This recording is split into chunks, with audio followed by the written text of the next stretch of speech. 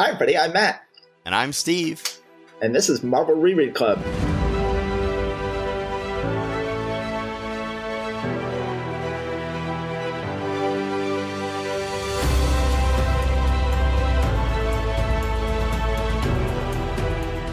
Theme music. Hi, everybody. Welcome back to Marvel Reread Club, and welcome to the year 1968, and welcome to our special guest, Jeff Ryan. Welcome, Jeff. Hey, boys. How are you doing? We are doing well. So, Jeff Ryan is the author of, his biggest book was Super Mario, How Nintendo Conquered America. He is also the author of A Mouse Divided, How Iwerks Became Forgotten and Walt Disney Became Uncle Walt. Also, Your Worshipfulness, Princess Leia, starring Carrie Fisher. But he is here today because he is the author. I guess, would you be the official biographer of John Romita and John Romita Jr.? I guess I am until someone better comes along. They have written about themselves here and there, but I'm the only one not named Romita who's written about them. Yes, you are the official biographer. We're going to declare it of John Romita Sr. and John Romita Jr. So that is why you talk about the Secret History of Spider-Man, because between the two of them, they cover almost the entire history of Spider-Man.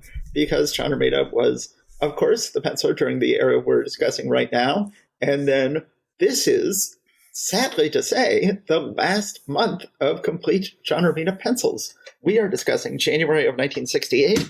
And next month, he is going to start getting penciling assistance every month from Don Heck, my least favorite Marvel penciler. And that will go on for almost a year. Then he will start getting penciling assistance from Jim Mooney. Then he will switch to being the inker, and Gil Kane will become the penciler for some of Spider-Man's biggest books. So let me go ahead and start by asking you, Jeff, what the heck's the deal with Don Heck taking over as partial penciler of this book starting next month? What's up with that? Don't think of it as getting more Don Heck in your life. Think of it as getting more John Romita in your life. Mm-hmm. You will be getting more Don Heck pencils, but John was doing double duty. He's penciling Spider-Man every month, but he's also working as the de facto art director of Marvel Comics. Yeah. And when I say de facto art director, I mean there's someone else who had the position of art director, but the job that the art director did, all the art directing stuff, all of the changing pages and proofs and all of that, that was under John's domain.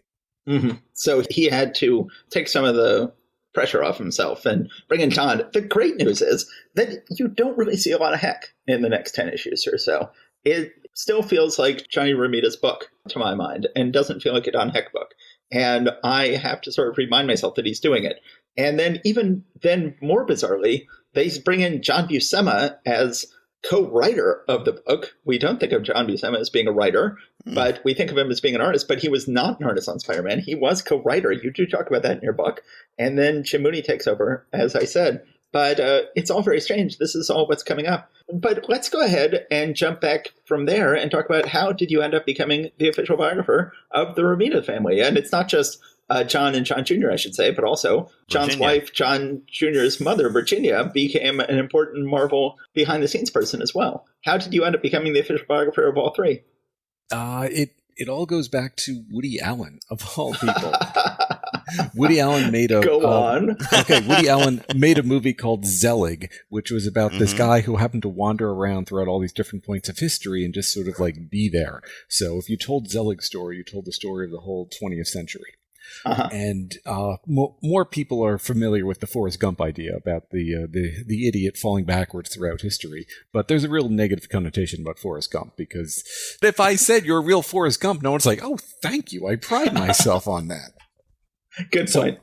So I was looking for a real life person who was like there at the creation of an industry and was a key part of the industry for a very, very long time. And I also wanted to tie him into a superhero character, because if I'm writing about comics, let's not pretend I'm going to write about sports biography or like a Western star. I'm going to write about superheroes, because that's what comic books became for a very long time. Yes. What was the DC series, Strange Sports Stories? Yeah, I'm waiting for sports to come back. I'm really hoping it is. Well, I think that Kickers Incorporated might have killed that for a couple of generations. Yes. So I asked a friend of mine who had worked in the industry for a while named Buddy Sclera, who was the Zelig of the comics industry, who had been around, had seen everything, and was, still alive and still working. And he thought about it for a minute, and then he said, John Romita. And I did my research because I knew John as the Spider-Man penciler. I didn't realize that he had done 8 years of romance comics at DC.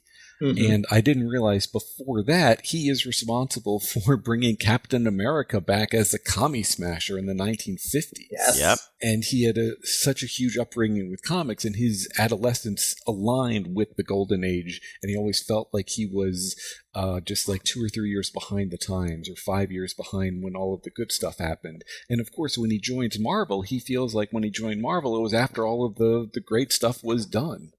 So that feeling continued to follow him. It never left him. And I think a lot of us have that feeling also. We kind of feel like there was a really cool stuff going on in the 60s, but we weren't there for that. And the 70s was great, but we weren't there for that. And we were just kids in the 80s or the 90s. Whenever you are, the cool time was 5 years before, and you always missed it. Certainly when I was trying to break into comics, I started getting to the point where I might be able to start getting work right around 1995 or so, 1995, 96, which is right when things were starting to contract and collapse. And it sort of felt like right as I reached the point of employability, the industry shrank, and so I got a little bit better, and then it shrank a little bit more. So I certainly felt that way in many ways as well. Yes. Yeah, it's like you're a homesteader in front of a black hole. It's like, yeah, we got a great little plot of land. Oh, what's that? Oh no. Right. So, Steve, I had one more question to ask. Did you have any questions you want to ask to jump in before I jump in with one more? Not that I have off the top of my head. So we're going to jump back in and discuss the books of January 1968. But first, let me go ahead and ask, you generally speaking in your book refer to John Romita Sr. as the writer when he was officially credited as penciler of Spider-Man, because he was doing most of the plotting, presumably, instead of Stan Lee doing it. But you do not refer to John Romita Jr. as the writer when Roger Stern was the credited writer. What we're always trying to figure out on this podcast, at what point the Marvel method ended? Because it's clearly not just Stan, it's Roy too, who is letting the artist do most of the writing on his books. But it seems to have ended by the time John Romita Jr. arrives in 1980 or so. What was your sense of when the Marvel method ended? Ooh, that's a really good question. I think it ended differently for every person.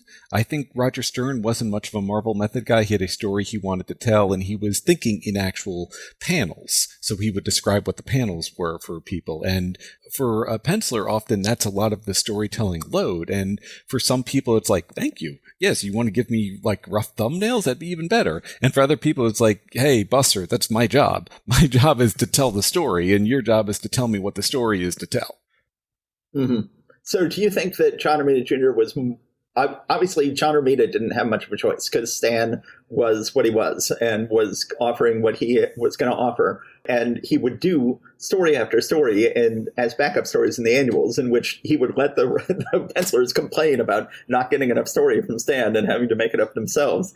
And then There was just a different dynamic between Roger Stern and John Romita Jr. 15 years later, when Roger Stern really was writing the book and John Romita Jr. was content just to draw. That's your sense.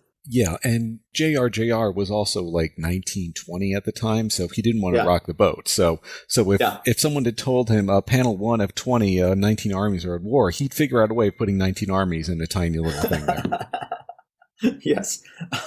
You talk about that with in your book with Mark Millar. So I just want to say I did really enjoy your book. I did get a chance to read it, and it's just a great book in that you find, the story of this one family takes you from the tenements of New York City in the 1930s all the way through COVID. And it's, just in the story of one family, which it's kind of like How the West Was Won or something. It's quite a roots. It's like you're telling American history through one family story. I really enjoyed your book. So, thank you so much. Yeah. And I'll just throw that out there as well, that I really enjoyed the book. It was quite well done. And I'm looking forward to finding more of your work and reading it. I was Yes. trying to write this both for people who were comics diehards and people who didn't know anything about comics other than they'd maybe seen a Spider-Man movie once or twice. So I explained in like layman's detail a lot of the basic aspects about the comics industry over the years. But at the same time, if you know comics, you'll realize what I'm doing is like, oh, that's not the normal way people describe it. Oh, he's doing something just a little bit different here. Mm-hmm. So let's go ahead and jump in with discussing the comics of January 1968, but we don't have to move on very much because the first comic we're going to be discussing is a Spider-Man comic, the final John Romita full pencils Spider-Man comic, The Amazing Spider-Man number 56, Spidey joins Doc Ock. And I just noticed, we were preparing to record today, that someone actually wrote the newspaper headline. So we have Doc Ock and Spider-Man attacking us together. Well, it says Spidey joins Doc Ock on a Daily Bugle headline behind it, and it says has the subhead "Superhero Turns Bad" by J. Jonah Jameson, and then you can actually read the article. It says all evidence now indicates that Spider-Man making common cause with, and it's being covered up by the arms. So very impressive that somebody actually wrote that. So should I go ahead and describe the issue here, Steve? Yeah, I believe I did Spider-Man last pair of episodes, if I'm not mistaken. So yeah, why don't you go ahead and take Spider-Man today? All right, I'll quickly describe the issue and then we can discuss it. So we have the cover, the title on the cover is Spidey joins Doc Ock. Is this the wrap-up or Spidey's final disaster? You open the comic, it just says disaster, produced by Smiling Stan Lee and Jazzy John Romita, inked by Mickey DeMeo, lettered by Sam Rosen, ignored by those of little faith. So Spider-Man still has those little flashing things around his head because he's still confused and suffering from amnesia. I'm never a big fan of amnesia stories, but it is what it is. And You're not going to like this month. There's like 5 brainwashing stories. There are. Doc Ock has Spider-Man loading the nullifier onto his van. We then have a tremendous storytelling mistake here. They are then getting away and the cops start following them. And they're like, let's use the nullifier on the cops. Well, they should have had Spider-Man use his webbing on the cops, because that would have made so much more sense. Because next thing we know, after they go back and get in a fight themselves, we see that it is in the newspaper that extra Spider-Man joins Dr. Octopus. But that never happens. We never see them make their public debut as villains. And we never see how the Daily Bugle found out that Spider-Man had joined Dr. Octopus. If they had just had Spider-Man web up the police car, then it would have been obvious that Spider-Man, at least obvious to J. Jonah Jameson, that Spider-Man had joined Dr. Octopus, and it would have been much simpler storytelling. Can I go for a no prize here? Yes, go for a no prize. Okay, I'm going to go for a no prize and say that Spider-Man is so discombobulated and amnesiac, he's not aware that he can spin webs yet. He just knows that there's a device called a nullifier that he can maybe use to stop a cop car. Yes, but then you have this big hole in the story of how does anybody know that Spider-Man has joined Dr. Octopus? It was just, I was like, that would have been such an elegant solution. Anyway, so then we then meet a brand new character, a major character in the Spider-Man mythos, Gwen Stacy's dad, George Stacy, who is known as Captain Stacy here because he's a retired police captain. I think later they'll regret having him retired and they'll have him come out of retirement. But he is involved in the search for Dr. Octopus and for Spider-Man. And he's the one who figures out that he's probably not trying to leave the city. So meanwhile, Dr. Octopus sends Spider-Man with a little map to go steal a ingredient to help run the nullifier, to steal what is he stealing here? He's stealing an isotope. Yes. And to help him run the nullifier. But then he is attacked by guards, has to web them up, gets away, and then accidentally leaves his map behind. But is it an accident? It's sort of an accident, but he sort of kind of wants to do it. And then the people are like, hey, Spider-Man left a map behind that shows how to get from Doc Ock's place to here. So it'll also show us how to get back to Doc Ock's place. So then they follow him back there. Doc Ock figures this out instantly, like, hey, where's the map? You probably left it there. They're probably on their way here. So good figure in Doc Ock. But Spider-Man and Doc Ock then get in a big fight. The cops do indeed show up. They do indeed send in smoke grenades.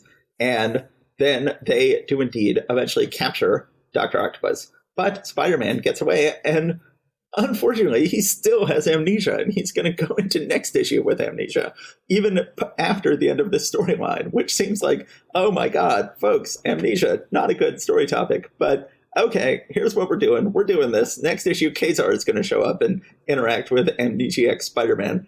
So, Jeff, what did you think of this issue as Romita's farewell to full penciling on this book?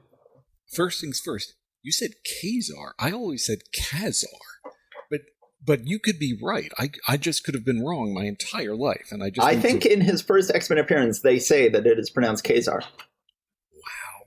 That's one of those things where people say Magneto and other people say Magneto, and then, when they saw the movie or watched the cartoons, like, oh no, my life is wrong. Where did Thanos go? Or Submariner. One of my favorite artists growing up was Rob Liefeld, Mm-hmm. who I called Rob Liefeld for a long time, just ignoring the fact that it said Lie and Feld in there, and I decided his name was Liefeld. Wow. Yeah, I think I don't remember which one I thought. But anyway, what did you think of this issue, Jeff? Yes, I love this issue. First of all, the basic color palette of the red and blue hero fighting the green villain against a yellow background, because in Spider-Man it's always going to be a yellow background. I love it. It just brings me home. Mm-hmm. Doc Ock is my favorite supervillain, so I'd love to see him again. I had read this comic years ago when I was writing the book, so I got to revisit it. I read, all of them in sequence. I wasn't going year by year like you guys are, because you are mentally damaged in a very profound way to have this as your way of going through the Marvel Universe.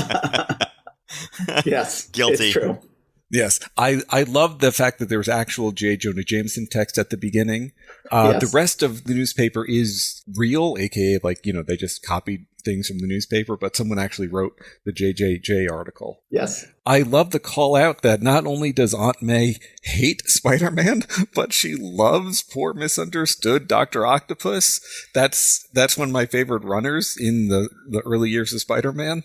Yes, building up to the moment where they actually almost get married. Yes, which is coming up in a few years. And that is never once mentioned throughout the year-long Superior Spider-Man arc where Doc Ock takes over, because it's just like, we don't want to touch this thing. No. we don't want Peter, lusting after his own aunt. No. It didn't even occur to me. Thank you for bringing that up. Oh, dear God. Okay. Yes. Okay. Getting back on a PG topic. I love the idea that Spider-Man's true heart is shining through. Even though he has amnesia, he is refusing to do bad things. It's like what the hypnotist always tells you, that you can't be hypnotized into doing something you wouldn't normally do in real life. Right. So you can't be hypnotized into smoking if you're a non-smoker. You can't be hypnotized into cursing someone out if you don't curse. So you're not going to break any of your own individual mores, and Spider-Man can't be a villain. And Doc Ock gets sick of the fact that he can't even have a hypnotized Spider-Man be his henchman. Yes. His good heart shines through. Yeah. The nullifier tool is unusual. It doesn't come up very often, and of course, just a year or two ago, there was the ultimate nullifier in Fantastic Four. Yes. The device to stop Galactus. This isn't the ultimate nullifier. This is, I guess, some mid-range nullifier. If the ultimate nullifier is like a Cadillac, this is not even an Oldsmobile. Maybe this is like a Buick or a Ford. It's a Dodge Dart. No. That would be the petite nullifier. Yes. See, when I go to buy a nullifier, I don't know nullifiers. I've just read Consumer Reports. I just want one that's going to last. So just give me one that's going to last a long time. Exactly. I never grew up with my dad fixing the nullifiers, so, I'm not a nullifier guy. Steve, what did you think about this issue? I enjoyed it. I don't really have much to add from what you said. I'll just point out that they need an isotope. I will point out that everything is an isotope. You are made up of isotopes, so am I. but we all know what they meant. Some kind of enriched radioactive isotope. Did you guys catch the Man-Wolf cameo? Yes, John Jameson, J. Jonah Jameson's son, that will eventually become the Man-Wolf, but is just in here briefly. Yes, it's true. Yes. So yeah, I don't have anything really else to add about this one. It is good, and I had not realized that we were losing full art duties by John Romita or full penciling duties, and so that is sad news. Yes. Yep. And one way you can maybe tell is that John's Spider-Man is always like the sturdiest looking guy of anyone who can draw Spider-Man. He always looks like he's like 210 pounds of muscle, like a running back. And that's not the way anyone else draws Spider-Man, even though that's like the default, Spider-Man that you see in t-shirts. And he also has Doc Ock looking relatively trim and fit. He's a mesomorph, but he still looks like he can hold his own in a fight. It's nice to see instead of like the standard skinny guy versus fat guy fight. Yeah. It's true. Okay. So how about we go ahead and jump on into Daredevil? What do you say? All right, let's do it. Daredevil number 36. All right. The name of the game is Mayhem, and we see on the cover Pastepot Pete, or, oh, geez, I'm sorry. He's not he's always Pastepot Pete. We see the Trapster holding Daredevil in sort of an exaggerated pietà kind of position there while being approached by two people, which doesn't seem to be what we're actually going to see. No. I don't know what's going on. No, I think that's the left and right hand of one person who we are looking through the we're looking through the chest of. It makes no sense. And someone in green armor. So someone on railroad tracks in green armor. So I think that's a little spoiler of what's going to happen at the end of this issue. Okay. Sure. Yeah, I hadn't even really paid much attention to the cover when I read it earlier. Now I'm like, oh, wow. Okay. So we start out. The name of the game is Mayhem. In the previous issue, Trapster had decided that he was going to try to kill Daredevil in order to get himself some more cred with the rest of the Frightful Four, and as Matt points out, boost his self-esteem so that he would be able to be a better villain once he was believed in himself. So he thought that he had killed Daredevil, then disguised himself as Daredevil to go to the Fantastic Four headquarters and get the Fantastic Four, but only Sue was there. And so he put a bomb in a drawer, which is, confusingly, has a timer in it, and yet is set to go off when someone else enters the room. Is it a time bomb? Yes. Is it a bomb set off by someone entering the room? Yes. So Sue Richards is pasted to the floor. All right, so produced by Stan the Man Lee and Gene the Dean Colan, inked by Frank Giacoia, lettered by Artie Simek. The rest is up to you, Tiger. So Daredevil is able to hear the clock and know that therefore there's some kind of proximity bomb that's going to go off because of the ticking clock. Again, okay. So he's able to somehow open the drawer that it's in with his Billy Club cable and then grab the package out of the drawer with his Billy Club cable and then fling the bomb out into space where it goes off. He's then able to revive Sue Richards and get her loosened from the juice that was from the glue that was there. Apparently Reed and Johnny are just down on the street right underneath the Baxter building wearing their uniforms and poorly arranged raincoats or something like that, trench coats, which seems a little bit odd. But they come upstairs. They find Daredevil and Sue toweling off after some physical exertion, it would seem. But you know, Reed's not a jealous man. He's confident in what's going on here. So Daredevil says, "Oh yeah, okay, it's the Trapster out there. He's coming for us. I'm gonna go take care of him." Johnny Storm is like, "No, I'm the one who's gonna go take care of him," and Daredevil is able to ward him off. So there's a big fight on his flying leaf mobile that we saw last issue. We once again have the odd decisions that Gene makes about what is going to be a splash page. Page 10 is a splash page of Daredevil and Trapster on the flying leaf device over the canyons of New York while a couple of birds fly in the foreground. It's okay, sure, looks like some fun. I'll allow him that.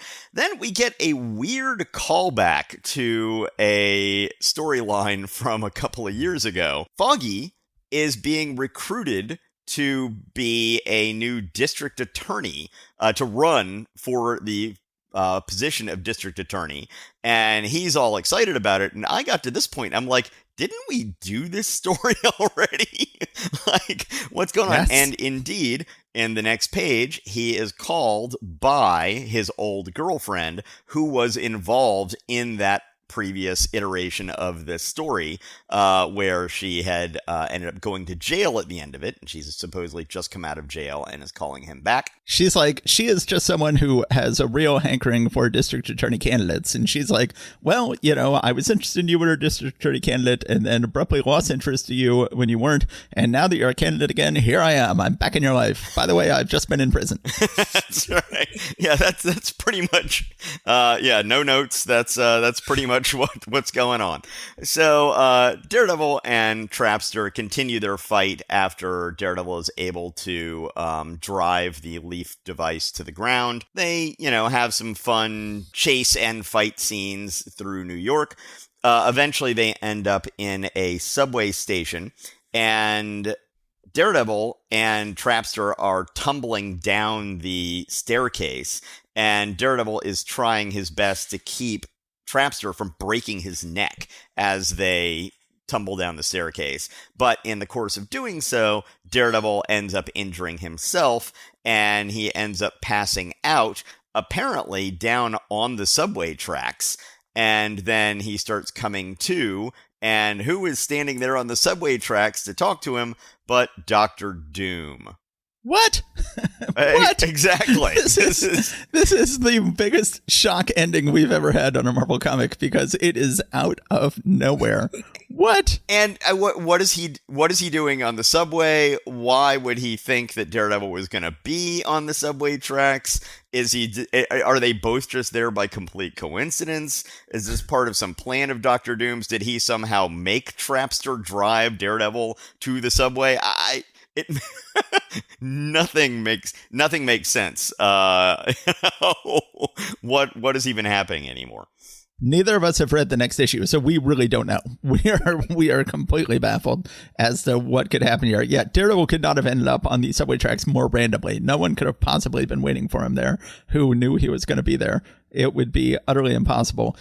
I should point out that we have the same thing happen here that happened in last month's Submariner, where the villain is not defeated on screen, but he is defeated in a little thought bubble where we see Daredevil passing out and he just thinks, I hear police coming here, picking up Trapster, but they didn't see me. So the Trapster is defeated in the thought bubble.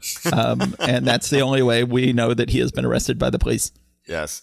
And one last thing I'll say before I ask the two of you what is the up is, at one point Daredevil says to Trapster, you know something, son, it's too bad you're not a businessman. If you could sell this ride to an amusement park, you'd put the roller coaster out of business. Well, of course, Trapster didn't come up with this device himself. It was come up with by the Wizard.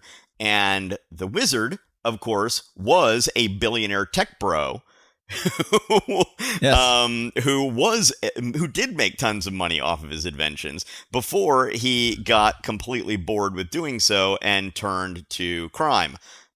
Because he's a billionaire tech bro, and that's what billionaire tech bros do. So, Yes.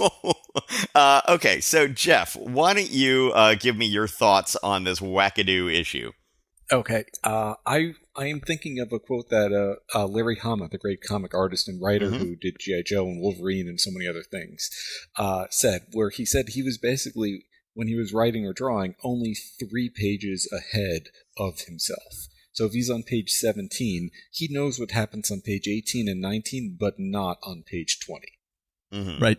And comics like this are evidence that Stan and Gene are only 3 pages ahead of themselves, because they start off a big giant fight, they have some more, then they get people out of a scrape, and then there's lots of flying around the city for no reason, then cut away to a subplot for a couple of pages, and then we'll have him go on the street and then the subway, and we don't have time to defeat the villain. We'll just, mention he gets defeated, and we'll just throw in Dr. Doom for no reason whatsoever other than, no one expected it.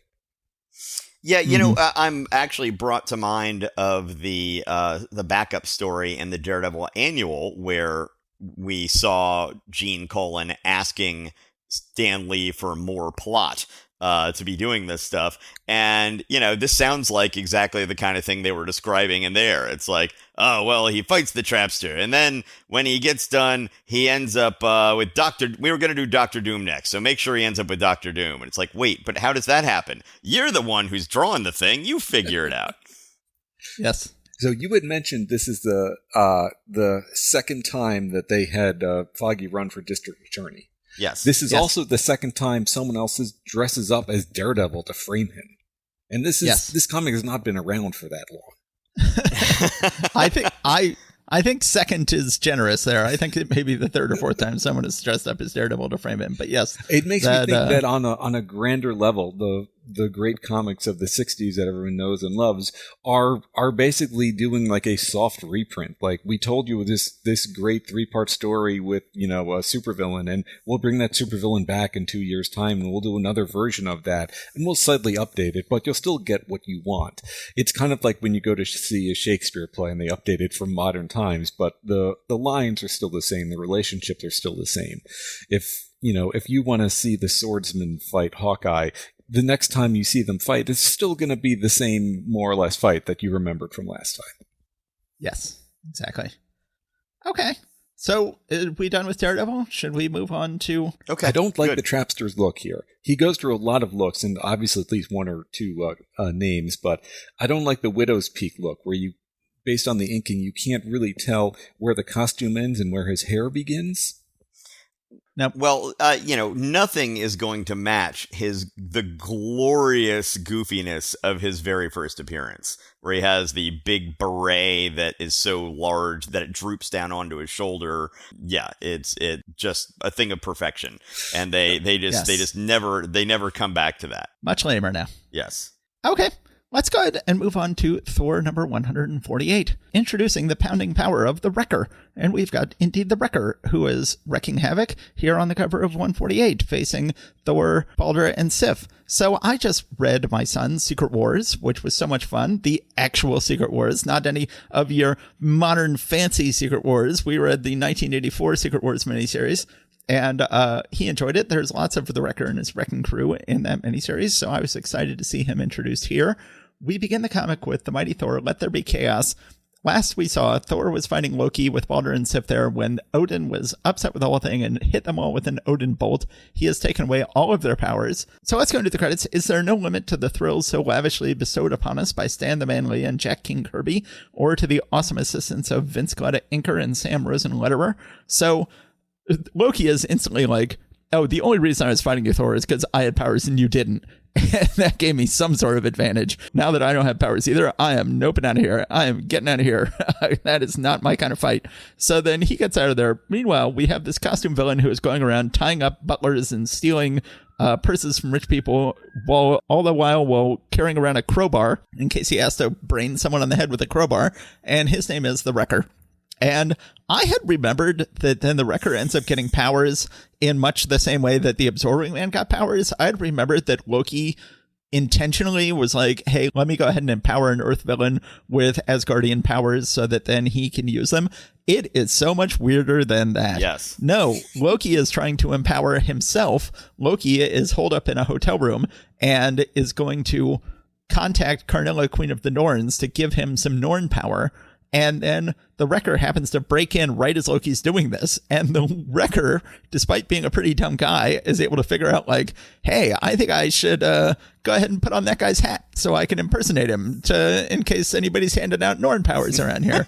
And he does. He puts on Loki's hat. And then Karnilla's like, you're wearing Loki's hat. Clearly you are Loki. I will give you Norn powers. And gives the Wrecker all these Asgardian powers.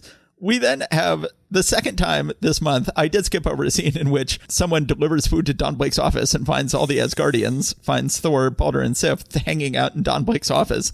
And he's like, what are you doing in Don Blake's office? They're like, never mind. Never you mind. Right, they're like, oh, go on your way. And I'll rummage through Don Blake's wallet here to give you some of this Earth money. I will point out that on the door for Don Blake MD, when the sandwich delivery guy is knocking on it, it says office hours. And this is a weird thing. Tuesday, 9 to 12. Monday, blank. Wednesday, 10 to 6. Friday, blank. Notice there is no Thor's Day. No. Well, it would be presumptuous of him to include his own day on there. And please also notice this may be the first time of like 800 times where like people talk about how much the Asgardians eat food, but it's not Volstagg involved. Yes, good point. We haven't seen Volstagg in so long, ever since they got rid of Tales of Asgard. Let's hope they bring him up to the modern Tales again soon. So then, well, the Wrecker gets Norn powers, uses them to zap Loki and send him away, realizes he has Asgardian powers. Somehow, this is the second time this month where the news has found out about something in a way that they seemingly could not have found out about it, because we got to Thor, Balder, and Sif are watching the Spider-Man cartoon when suddenly there is a news bulletin and the Wrecker is there, and they're like, here is someone named the Wrecker. He is attacking New York, and he is reported to possess the enchanted power of Asgard. Like, how would they know that? How did the news find out this information, which is obviously very interesting to these three Asgardians who are watching TV? I'm sort of missing the part where the press found out about this. But once again, just as with Spider-Man. I did not catch that he's watching the Spider-Man cartoon. I just thought it was a news program that was featuring Spider-Man. Nope, this is the Spider-Man cartoon. Was on TV at the time. It's referred to these days as Spider-Man 67. Well, presumably, he's watching the Spider-Man cartoon. That's what I took it as, is the Spider-Man cartoon. I guess I hadn't thought about it. I guess your interpretation could be correct as well. That this is, but I assumed this is supposed to be the cartoon. Sort of a little in-house ad. If it had just been the famous frame where the two Spider-Men are pointing at each other, then that would... That would make it clear. And I gotta love the look on the Wrecker's face when he cackles about all of this stuff. He is just maniacal in a very somewhat charming way. So Thor, Balder, and Sif realize we have to go fight this guy, the Wrecker. He's attacking New York with Asgardian powers. The Wrecker goes ahead and zaps Balder and Sif and sends them away to wherever he sent Loki to. Thor is now fighting the Wrecker by himself. I guess Balder and Sif are back in Asgard now because they tell Odin, like, Odin, don't you want to intervene? And this is the way multiple issues have ended, of Odin being asked if he will intervene and say he will not do it. And then that is the end of the Thor story in this issue. What did you guys think about this? Jeff, what did you think about this Thor story? There was a lot I liked about this. Overall, I didn't like it. I didn't like that Thor got nerfed right away, because that seems to be a recurring theme. It's like there's 5 different ways of dealing with a story, and one of them is like depower a hero, or another one is amnesia, or, being brainwashed. I did like the Wrecker's origin story, because it was very silly and dumb, and how he has a vast variety of powers. Like, the first thing he does is zaps Loki with like his hand, so that Loki is frozen, and then the next thing he does is make Loki disappear. And these are not the powers you think of as the Wrecker. The Wrecker's powers you think of as he is a crowbar. Yes. Yeah, he is very much a crowbar limited villain. If you take the crowbar away, what do you got?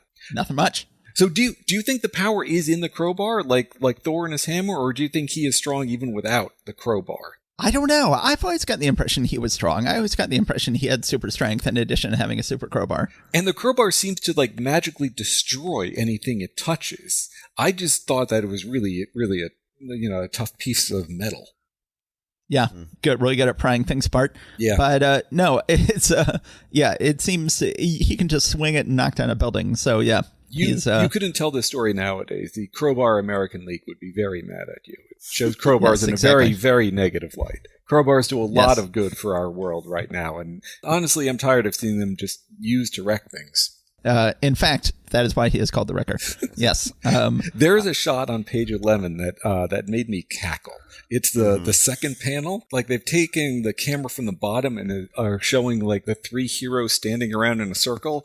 They all have very flat, like PlayStation 1 Hagrid faces, and Thor's face is like almost 2-dimensional. Sif's face is 2-dimensional, and Balder doesn't have a face because the way he has been posed, all you can see is his neck and a tiny, tiny little sliver of nose.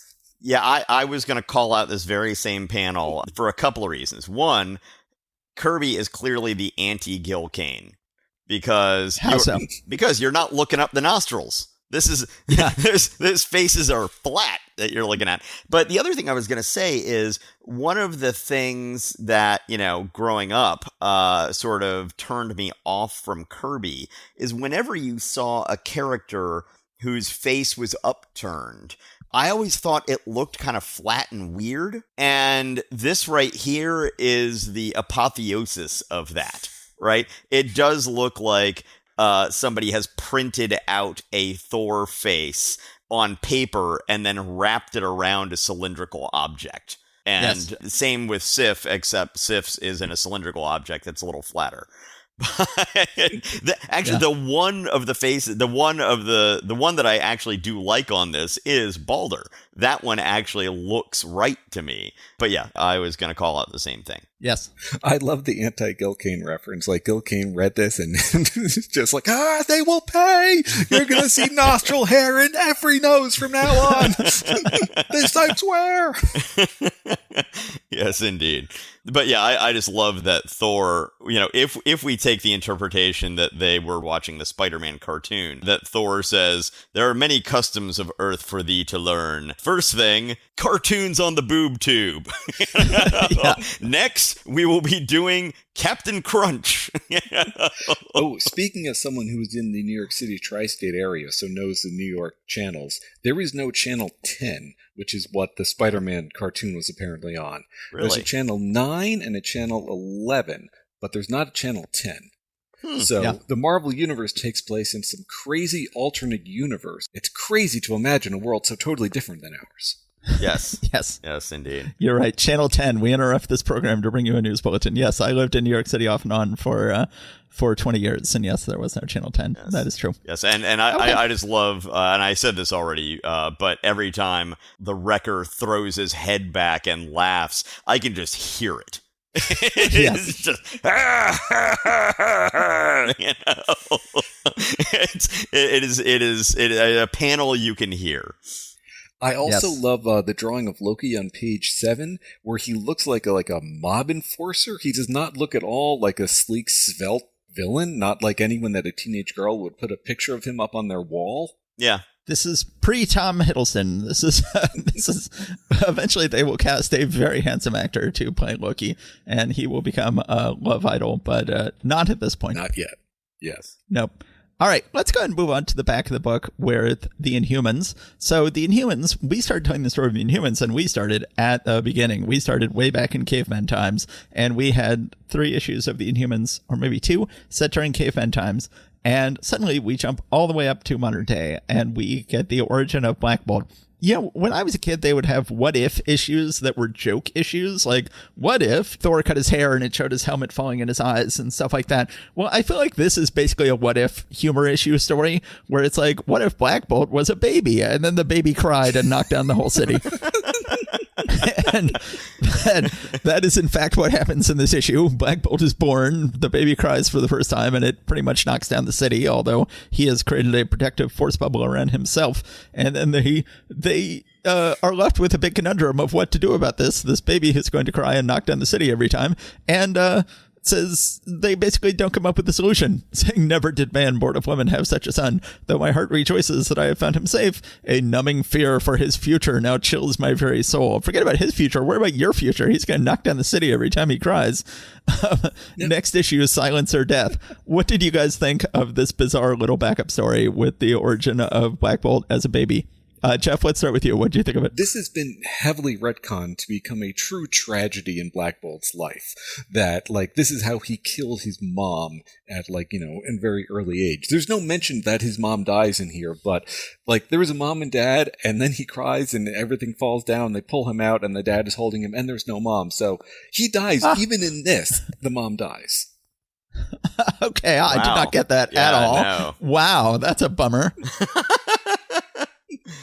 Yeah, so what if Black Bolt cried? Oh, well, he'd kill his mom. Oh, well, now it's not as fun. We're not having fun. We're supposed to be having fun here. That's not a what-if story. That's not a what-if humor issue story at all. That's like a real what-if story, which often tended to be dark and bizarre. I love that that the dad, when he's trying to get his son out, yells, "In the name of evolution, hurry!" Yeah, that's something I may start adding to my vocabulary. Yeah, I noticed that as well. It's like, well, let's see, they aren't going to believe in our gods. What do they do? Evolution. That's it. That is our god. Which, of course, just sort of plays into the anti-evolution folks who are like, aha, it's just another religion. I will point out just one thing on page 2, panel 2. There's a caption that says, "For it is known by all that the pulsating pandemonious power of the silent Black Bolt will ne'er be used except in the name of liberty, except to espouse the cause of justice." Dude's an absolute monarch. I don't know what you're talking about with this liberty stuff. There's one person that they would be able to be liberated from, and that is himself. So, yes. Jeff, we've got a running thing in here about how I dislike absolute monarchies. So anytime, Submariner or Black Bolt or even Black Panther is going on about, he's this absolute monarch, I'm just like, I don't like that. Those three smiling faces when they're talking about espousing the cause of liberty, those are full-on Latverian faces. Like, we must smile, we can't complain. What's wrong? I can't complain. It's like what's the Twilight Zone episode? When he sends you to the cornfield. He did a good thing when he sent him away to the cornfield. But I got to say, the faces are just gorgeous. So we continue to have this huge gap on this book where we have Coletta inking the first half and doing a Coletta-esque job. And then we've got Joe Sinnott inking the back now, and the inking just jumps up in quality in the back of the book every time. We've got now Sinnott inking Kirby on Captain America, on the Inhumans, and on Fantastic Four, on everything except for Thor, where Stan just loves Coletta's inks on Thor for some reason, and he's going to stay there for another couple of years at this point, which is just heartbreaking. So but you all used the word inking, and I think nowadays it would be closer to like breakdowns and finishes in terms of like Kirby can't put out 2 books a week on sometimes without actually doing full pencils. He's giving suggestions of what you would think of as the penciler's job is. He's saying where the characters should go, and then Vince is actually maybe doing more of that work. Yeah, certainly over the decades, penciling became a much more finished thing than it was in the 40s, 50s, 60s. By the time you got to my day, when I was getting into this stuff in the 90s and 2000s, pencils were quite finished. One last thing I have to say about this comic, which is that I wrote down the wrong Thor issue to read at first. Instead of 148, I read issue 146, which is Thor in the Circus of Crime with the Ringmaster. Mm-hmm. That's not a great issue. No. No, but there was a recurring joke my brother and I had for the year after Infinity War came out, before Endgame came out. We needed to talk about what was going to happen. How were they going to, bring the heroes back or deal with it? And we decided the funniest thing would be if they simply accepted that all of the heroes were gone and moved on with their lives. And the whole 3-hour finale of Endgame was Steve Gutenberg had come on and he was robbing circuses. And the Avengers needed to stop someone who was robbing circuses. And they said, we'll do this for half of humanity that's died. Stop it, Steve Gutenberg. And that's how a $300 million movie ends. They did not do that. But, okay, let's go ahead and move on to Tales to Astonish, featuring the Incredible Hulk and the Submariner when the monster wakes. Do you want to go ahead and handle that one, Steve? I believe it is my turn, so I will go ahead and do it. When the Monster Wakes, produced by Stan the Man Lee and Marie the She Severin, inked by John Tartaglione, lettered by Sam Rosen. I have said that John Tartaglione is a situational inker for me. There are certain situations in which I really think that he adds to the mix, but with neither Colin nor with Marie Severin is that true.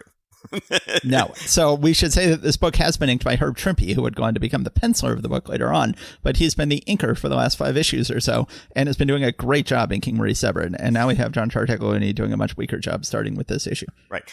So to catch us all up, I should say, by the way, that for a while in Marvel Unlimited, they've been putting whatever story was on the cover first in the book, but they haven't been doing that in the original comics. Starting with this issue, they do that in the original comics. So Hulk is the first story in this book for the first time ever. So let's go ahead and discuss the Hulk story. Yes. So I'll just let the caption catch us up on what happened in the previous issue.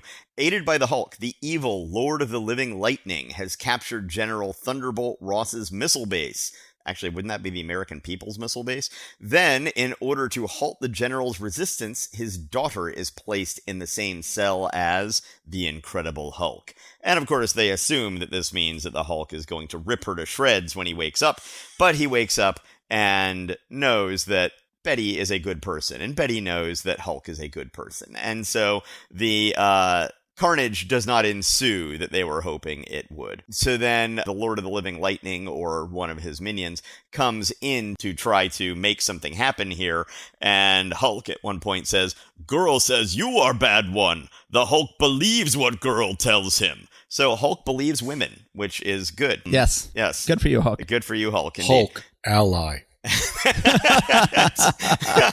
You know, when I posted Hulk believe women, I was originally going to follow up with Hulk ally, but then I figured that was going to just, I knew that was going to push some buttons for some people, and I just didn't want to push that button at that particular moment. So Lord of the Living Lightning tells his people to destroy the Hulk using the Living Lightning device, I guess it is.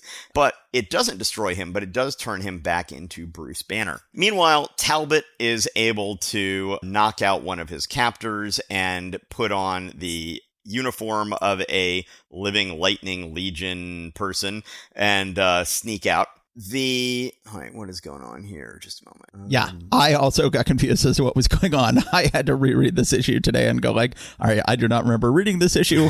I don't remember what happens. I was trying to take notes on this issue.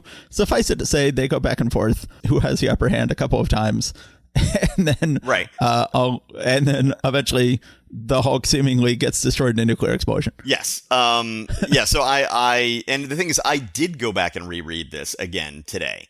So I'm still a little bit like, wait, what happens? Why, even though they have the drop on Bruce Banner, does nothing happen? I guess that's because they received word that the Major had escaped, and so everybody forgets Bruce Banner and just runs off, which seems like a really bad reaction. That is not what you should do in this case. Anyway, yes, as Matt says, there are a bunch of reversals. Eventually, the Hulk...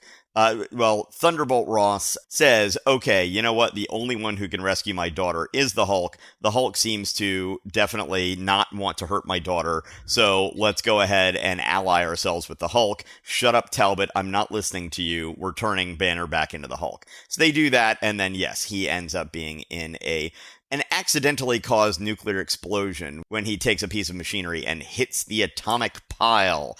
And I have to say, Page 11, panel 3. As much as Tartaglione has been not doing much for this issue, that panel, I mean...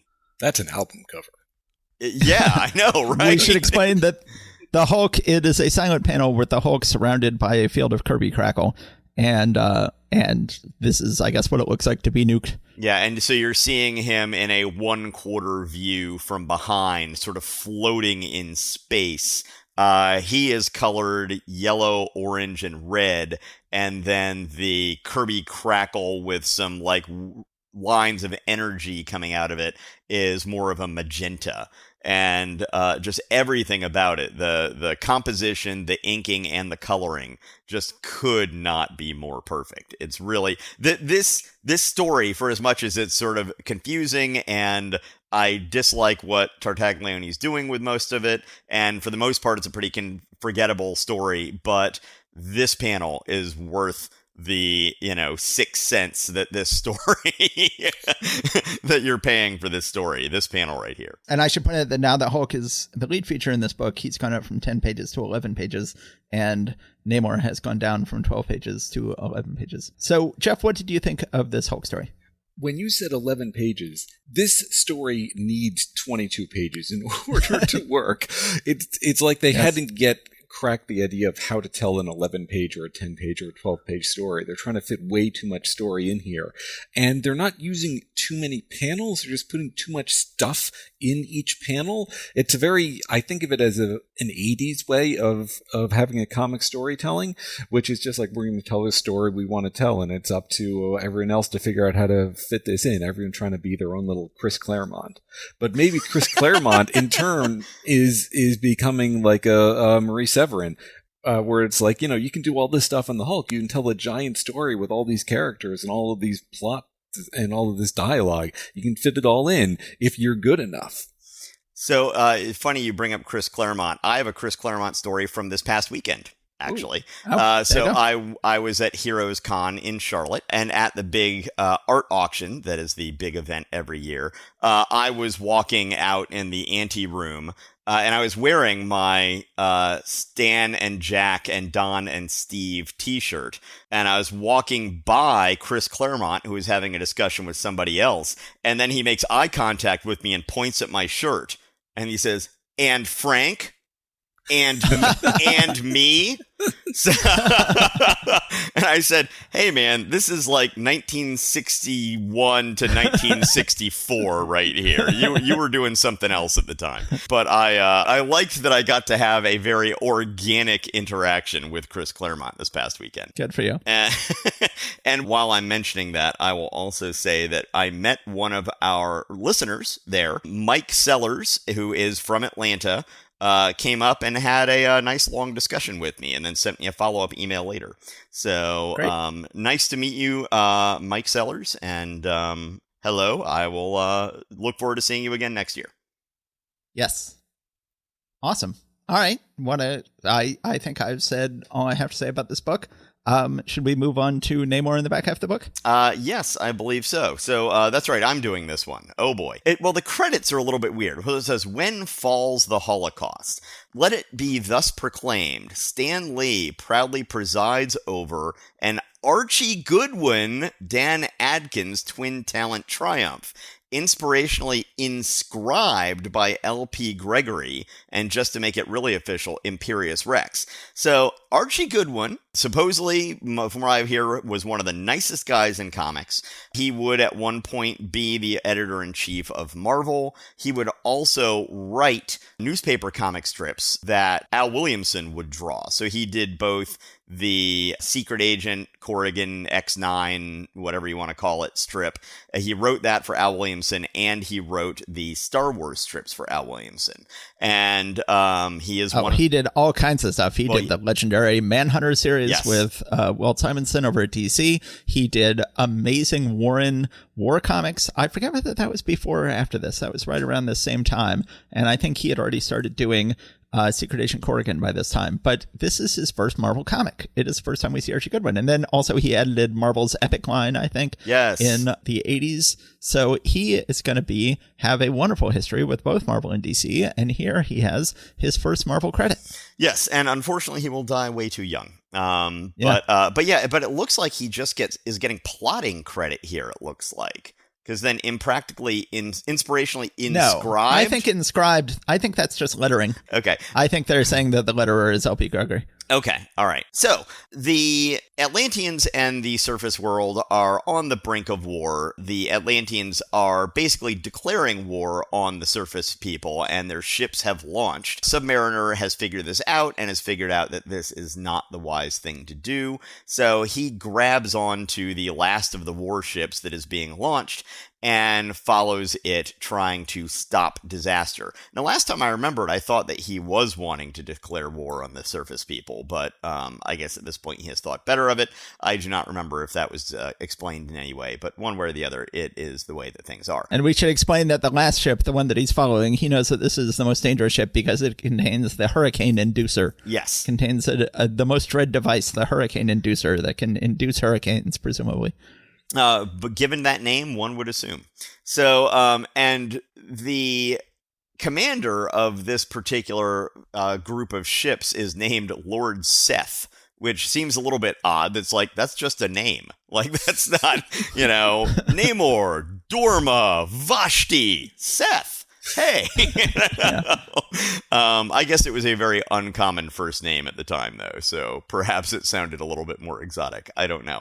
But the American submarine goes through a gap in some undersea mountains, which looks very nice. Yes, absolutely. And the Atlantean ships are following. Submariner rips off a hatch to get into the submarine. Now, I am always complaining about whenever characters are entering submarines, like, was there an airlock involved? How did this work? But in this case, this is an Atlantean ship, so no, there doesn't need to be an airlock. It's all underwater anyway. That works out well. So Submariner is able to get to the hurricane inducer and is starting to try to wreck it, but it's already been set into motion and is going to have some kind of cataclysmic thing happen, even if it won't be able to set off its hurricane.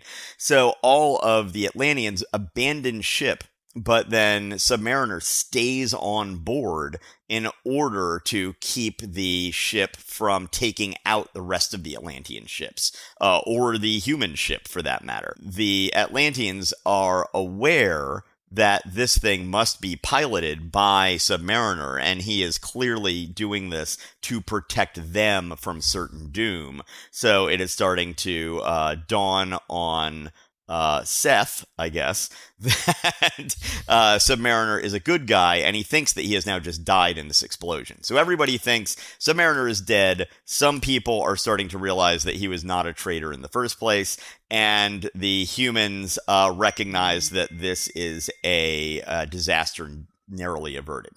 So Yes. That is it. And next, Namor versus the Hulk, which will be at least the second time we have had the front and back half of this book come together in a crossover. So I gotta say, I really like Dan Kinsart on this issue. This is really, he does a great job, as he did before when he was trying this book, of showing submarines from beneath, deeply in shadow, maneuvering over our heads. Really feels sort of epic and like an action movie. A lot of this issue really feels like a modern day action movie you might see on the big screen with big CGI action sequences.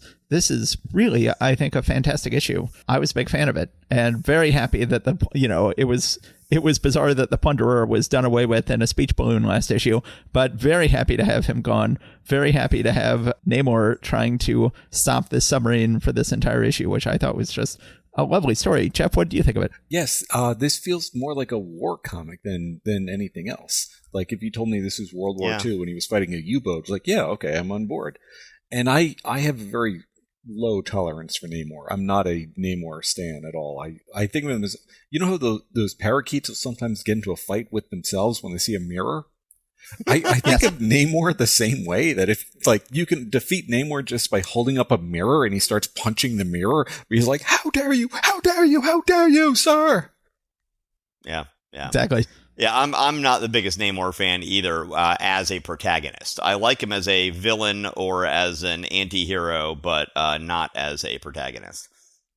The name Hurricane Inducer is amazing. Like, all-encompassing sonic sponge. It's something that should be part of Marvel canon, but the design of it only shows up for one panel, and it just looks like a bunch of technology, and then in the very next page, Namor hits it, but the speed lines of the impact are covering up most of the machine, so you can't even tell what it is that he's hitting. I feel like we may have the Hurricane Inducer come back 2 or 3 more times in Marvel history if it had a better design. And maybe that's one of the things that John Romita is doing when he leaves the penciling job, to make sure that things like this show up, so that when you have another Hurricane Inducer, maybe it becomes like an Ultimate Nullifier, where it's like, ooh, this is a cool thing. This is now part of Marvel canon instead of just something that showed up in a Namor issue one time. But I think this was a good debut by Archie Goodwin of an exciting story he's written. And I thought it was really nice art by Atkins, and the art does not seem to be swiped, I should say. This seems like no swipe Atkins art. It's hard to know, but this is my first guess is that most of this is not swiped. Okay, I would not be able to hazard a guess. That's just my guess. Okay, should we go ahead and move on to X-Men? Don't you mean Abbott and Costello meet Frankenstein? Exactly. I see this cover, and I think the cover is supposed to reference the famous Fantastic Four cover where, Hulk is waiting around a subterranean tunnel to knock out the Thing. But all I think of when I see this is Abbott and Costello meet Frankenstein. But it is still my favorite cover of the month. There's something about Frankenstein's monster on the left and everyone else on the right through a little porthole. It's like, oh, this is really cleverly set up. I can tell the conflict. Okay. Sure. I'll give Someone's got to like it, and I'll be that person to like it. Well, thank you for taking the bullet. Yes. I think it's fine. I think it's perfectly fine cover. But it says the X-Men meet Frankenstein. Enough said. The X-Men, the mark of the monster. And as you say, there's Frankenstein on a ship and the X-Men coming through a porthole to go confront him, or through a little, one of those little ship doors type thing. Enough said really seems ill-advised here because yes. all I have are questions. He's a fictional character. Yes. Well, Roy Thomas, always a fan of the public domain. And Roy Thomas, always someone like, what characters are sitting around in the public domain and waiting to be claimed? And now he has found another one, because at this point, the novel Frankenstein was already more than 100 years old and was well in the public domain. And he said, anything that's not nailed down, I, Roy Thomas, will hoover up. And so he has hoovered up Frankenstein here. It says, X-Men, the most unusual fighting team of all time, the mark of the monster. Smile and Stan Lee edits and edifyingly enriches a Roy Thomas Don Heck masterwork of mounting menace, amelioratively inked by George Tuska, alliteratively lettered by Artie Simek. So then... Well, okay, so let me ask one more thing regarding Frankenstein here. So the Comics Code Authority banned all sorts of, vampires, zombies, mummies, all that sort of stuff. Werewolves. They banned Marv Wolfman in particular, yes. Didn't you have some kind of aside in the book about Marv Wolfman needing to actually change his name for early credits? Yes, he needed to use a pseudonym for the first couple because they were so strict on no werewolf policy that a man whose last name was Wolfman was too close to the idea of a wolf man. So they wanted to play it safe. I had never heard that. Yeah, no, neither had I. But so one of the things I was thinking about this is I thought that also would have covered Frankenstein's monster. And I was wondering whether this was where the Comics Code Authority had just loosened that a little bit to say any of these sorts of creatures that sort of had a literary history or origin would be allowed. And so that opened it up to a lot of those things, but not zombies, apparently. And so I was wondering if this had to do with that, but I'm suspecting that I was wrong on that question. Yeah, that doesn't happen for another 2 years or so. That happens after the drug 3-parter in Amazing Spider-Man. Okay. Yeah. And right after that is when Morbius shows up, and they say he's a science vampire. And 40 years of Morbius reading, I don't know what science vampire means, other than I'm a vampire and a scientist at the same time. Exactly. But they play it safe in here in that Frankenstein is a story in the X-Men world, and the real story was inspired by an actual Frankenstein who is in turn not a corpse. So they get full on say not a corpse, not a stitched up reanimated man, but a cyborg. Yes. And spoiler alert, he turns out to be an alien robot in this issue. Not a corpse, not a dream, not an imaginary story. Yes. So we have the mark of the monster. The X-Men are fighting against each other in the danger room, as always, and almost getting killed. And then Professor X calls them to his office and says, guess what? Frankenstein's monster was found. And we know for a fact there are no mutants involved in this, but let's go ahead and investigate anyway. And which happens over and over again in this book. We then find out that people in the Arctic found a block of ice with Frankenstein frozen inside. And they're like, well, that is, if you've actually read the novel, that is where the monster ends up at the end of the novel. And they're like, that could be him. And then we cut to the scientist going like, whatever you do, don't unfreeze him. He might come to life. And it's like going, don't talk nonsense, man. Of course it's not alive. Now for the last time, leave me alone. Just a few more degrees. And then he is warming up the block of ice. And then, whoops, he is Frankenstein. And he does come to life. And he does attack them all. He lives. The monster lives.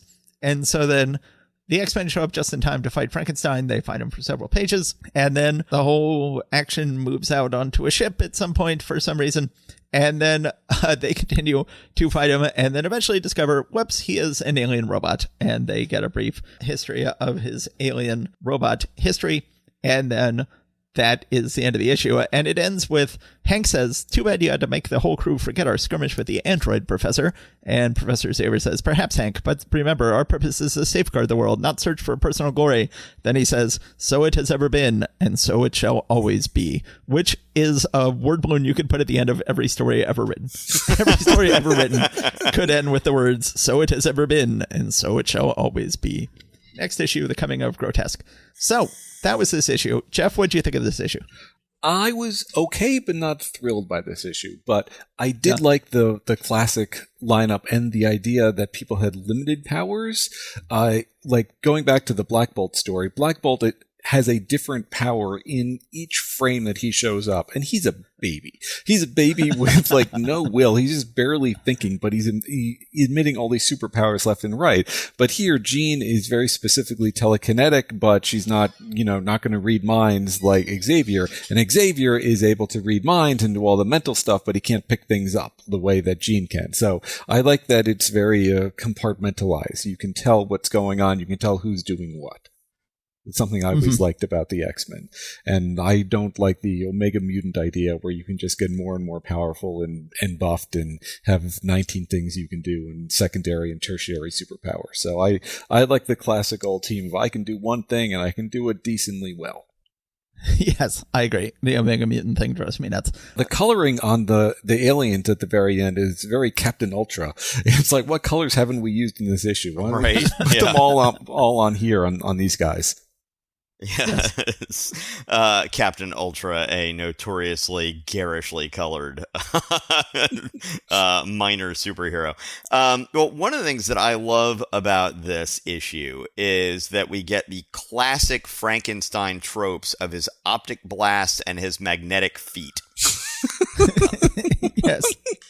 I was just like, aha, yes, we go back to the original source material. So, but you were talking about mutants can do one thing and that's it. But Professor Xavier at this point had something called mental bolts in addition to his telepathy.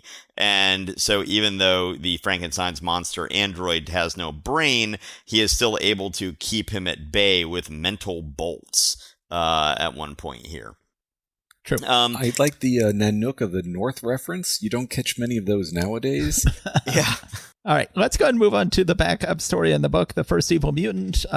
We've been following this backup story of young Scott Summers on the run for a while, and then he hooked up with someone who was clearly an evil mutant. You were wondering if it would turn out to be Magneto. It is not. It is someone named Jack Winters, who it turns out has the superpower named Jack of Diamonds. Yet now, see, Jeff, this is exactly what you were just complaining about. He has two mutant powers. He has teleportation and he has diamond hands. And so this is not what you were just complimenting them on. This is not someone with just one power or even just two powers that make sense together. And he's got a mutant brain. He says, yes. When I mentally contact another mutant brain, as I just did. Yeah, so he's got some kind of limited telepathy as well. Yes, but and they point out that, like, yes, he's got teleportation powers, just like the Vanisher will one day have. And but he has these powers, and then he reveals he's got diamond hands that can cut through steel girders and hold on to GameStop. Hold on to what? Hold on to GameStop stock. I'm sorry. What do you mean? In part of the meme stock idea with GameStop was if you held on to the stock, if you refused to sell, even though the price was going up, you could make money, and you would hold on knowing that the price would go up even more. It was called Diamond Hands. Like strong hands.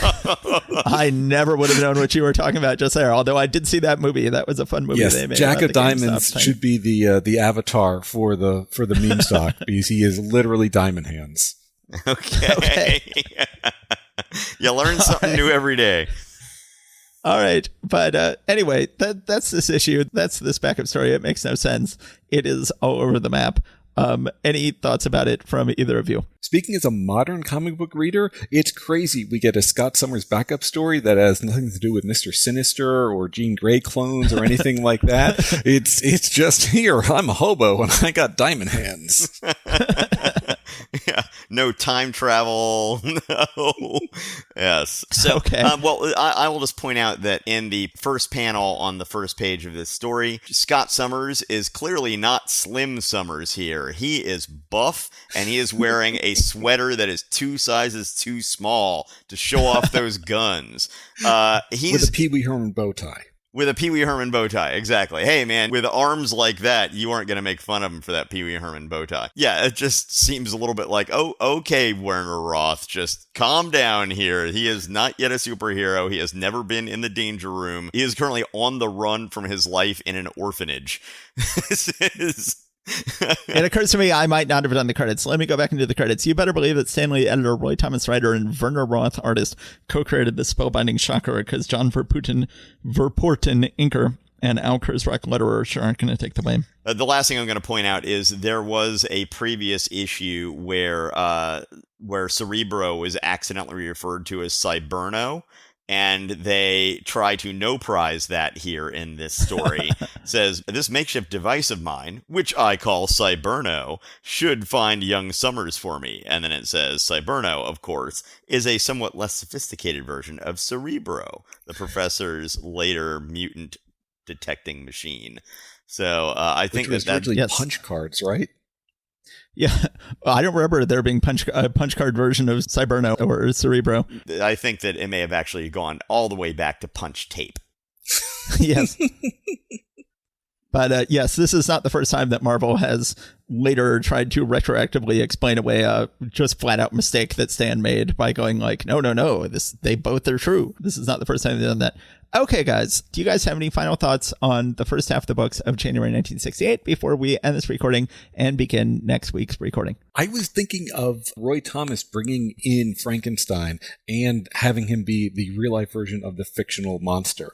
And this is like a type of the thing that Roy Thomas was famous for doing. Like in the Avengers, we're going to talk about later, he's going to bring in like 3 different versions of the Black Knight because they all showed up at one point. He's going to try to work them all into the Avengers history, and to the greater or lesser success of that, that's what he's going to try to do, to create one Marvel universe out of all of these bits and pieces that were all put together. And it's later known as stories about stories, and current Marvel dictates say that you're not allowed to write stories about stories. You need to actually have a purpose for your story other than wouldn't be neat if Dum Dum Dugan was around nowadays. Yeah. How old would Dum Dum Dugan be if he didn't get in the Infinity Formula? He would be he'd be pretty ancient. I'm currently reading comics from the 80s where Gabe Jones is chasing the Hulk, and I'm like, Gabe Jones, aren't you getting a little long in the tooth here? You've been at this since World War II, and you must be at least in your late 60s now. But yes, so then let's go ahead and wrap that up. Let's go ahead and declare an end to the first half of January 1968.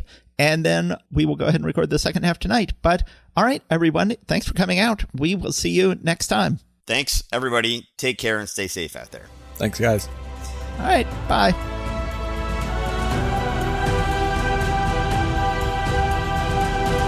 Thanks for listening. If you enjoyed it, we now have a Patreon where you can show your appreciation.